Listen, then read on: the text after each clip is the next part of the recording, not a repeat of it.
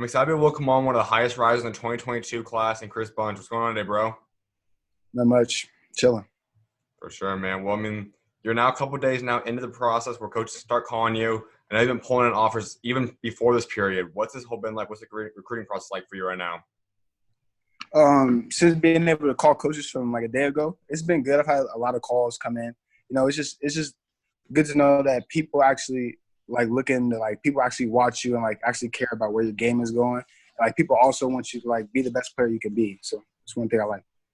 I mean, we started talking about a year ago before you got a lot of big time offers coming in, before the rankings, and you really came out and proved yourself this past season. Now you have a ton of high major schools. You're in the top 100 for rankings. I mean, what's it feel like right now? Um, I'm not satisfied. I gotta keep working, but it feels good to know that that hard work pays off and it's gonna keep paying off. Absolutely. And I mean, we know all the guys. Some guys are getting called at midnight when it first hit. What was your first call and from who? My first call, I think I don't remember who my first call was, but I think it was South Carolina, and it was early in the morning. Hmm. That's huge. And I mean, let's just kind of talk about because you had a lot of offers heading into that period, anyways. I mean, you were pulling in a lot of schools like Syracuse, Oklahoma, Creighton. I mean, the list goes on and on for you. What's some of the schools that's really been putting the most effort into you right now? Um, well, all the schools have really hit me up a lot. I said the ones who were texting me a lot every day. So I put South Carolina, Syracuse checked in today. I put those top schools recruiting me the hardest right now. Gotcha.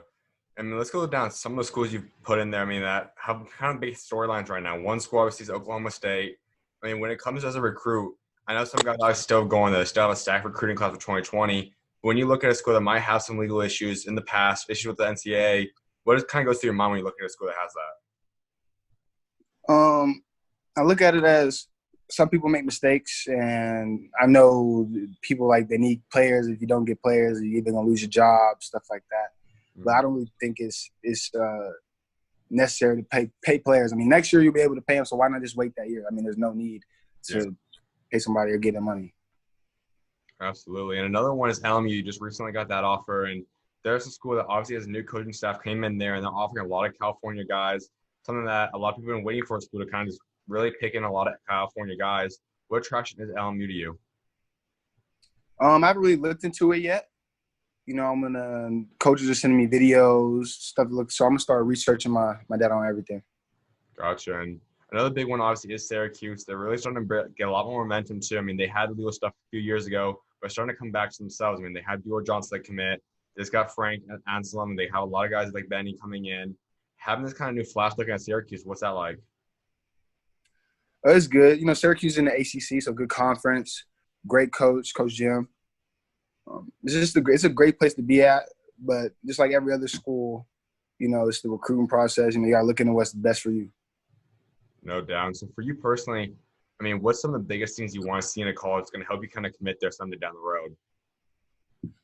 Well, first, somewhere I can go be myself, obviously, and then somewhere where the coach is not gonna let me come in there and do what I want. Like I like to be pushed. I like to make people get pushed to their limit and see where they go, see if they break or not. You have a few more years, obviously, before the decision even comes, before you obviously get step foot on college. Over the next couple of years, though, how do you want to develop? What's some of the stuff you're looking to add to your game so you're the most prepared you could be heading into college? I think honestly to make my game go to the next level, I gotta get the ball on the string. So I'm working on my ball handling a lot right now. Mhm. Uh, and honestly, I just think that that's the main thing, honestly.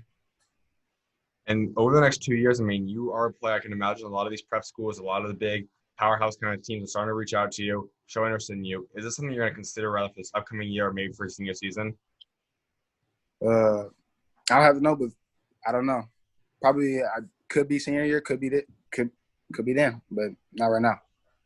Absolutely, man. And so when you talk about what you want to accomplish for the next couple of seasons, what necessarily is that? What's your ultimate goals for the next 2 years? I want to be in the top 10 for my recruiting class, and then I want to play like a lot of the kids in like my class because most of the time like kids are like ducking smoke, like they don't want to play each other, like they want to go to high schools where like, oh, it's a small high school, I can play here and I can get 100 points every game, but no, I want to go somewhere where I can play I can play national teams and have some real comp. For you, if you could put together a group of guys that you want to go up against right now, who would probably be in that? Monty Bates, Dior Johnson, Amari Bailey. Definitely, definitely want to go at Dior. Mm-hmm. For sure. I mean, what's you guys bond right now? I mean, obviously, you kind of talked about Syracuse is heavily recruiting you. He also has to commit there. Do you guys have any kind of connection? I haven't really talked to him. Mm-hmm. Gotcha. And so, for you personally, what would you say over this quarantine time you really worked on the most, locked in the most on, and getting ready for this upcoming year now?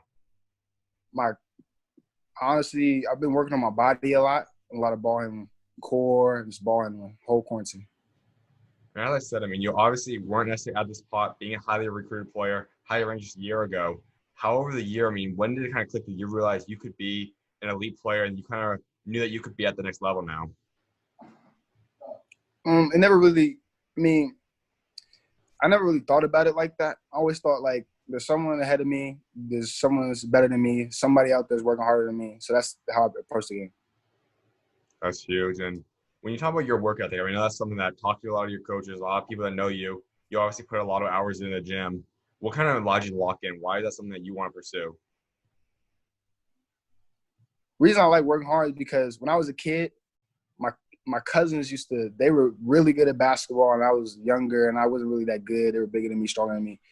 And they used to beat me down every day. Like it was no nice stuff, none of that. And like that mentally, that put it in my head like, okay, I'm never letting nobody else beat me like that again. And I just continue with my dad, my mom's, they push me every single day and believe in me every day. That's huge, man. And when you look at players in the NBA, some that you might want to model your game after, some guys maybe that you take pieces from, who are some of those guys? Kevin Durant, James Harden, and the late and great Kobe Bryant. Mm-hmm. What kind of comes with being a California player? I'm not from California. I'm actually from Oklahoma. I'm from the Midwest. But when playing in California is different because people Oklahoma is like you just go out to do like here is like it's personal. Like everything is personal out here. Mm-hmm. That's the only thing we see the big differences from. I mean, obviously, East Coast has their thing, West Coast, California especially, and obviously the Midwest and then Texas and all them. I mean, what would you say is like being in California, how you kind of adjust to that play style? I've just kind of kept to my own play style, but Mm-hmm. like the mentality you have out here is completely different from the Midwest and the East Coast. A lot of people say West Coast hoopers are soft, but that's just not true. Mm-hmm. 100% agree. And when you talk about going into recruiting process again, I know obviously some guys like staying home, especially the guys possibly going this year with all the stuff happening in the world right now. Is staying close to home something that would be an attraction to you? I'm gonna go anywhere. Anywhere. It doesn't matter where the college is. And for you, when you talk about a coaching staff, what do you want to see in a head coach? What's the kind of personality you want from him? What's the kind of play style you want him to have?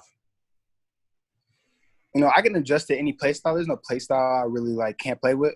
It's Mm-hmm. just I like coaches who they push you to your limit and they know if you're gonna break or not. Like you got the Coach K's, you got the Coach Cal, you got Coach South Carolina, Coach Bohan. Like there's those type of coaches that know what type of player you are, but they're also gonna like make you better in their own way. And when you talk about creating a legacy, if it is 1 year and you get able to go one and done, if it is staying 4 years, what do you ultimately want to remember for your college career? Um, that I did absolutely the most I could possibly do. And what kind of player would you say? Like, what's the dream kind of? What's the ceiling for you? Where do you kind of see yourself panning out to be down the line, down the future when you make it to the NBA? I mean, I can't really predict the future or tell, but if I keep working, if I keep doing what I'm doing right now, I'm pretty sure I could be a pretty good player in the NBA. Let's go back to high school a little bit. I mean, you're obviously at De La Salle. You've had your first 2 years now. Last year, you guys were 24-8. Had a loss to Campolino, but obviously the Corona stuff kind of ended it all. What was the season? Kind of break it down for us. We had a lot of adversity coming up through the season. I mean, we were obviously a younger team. I think what separated us mostly was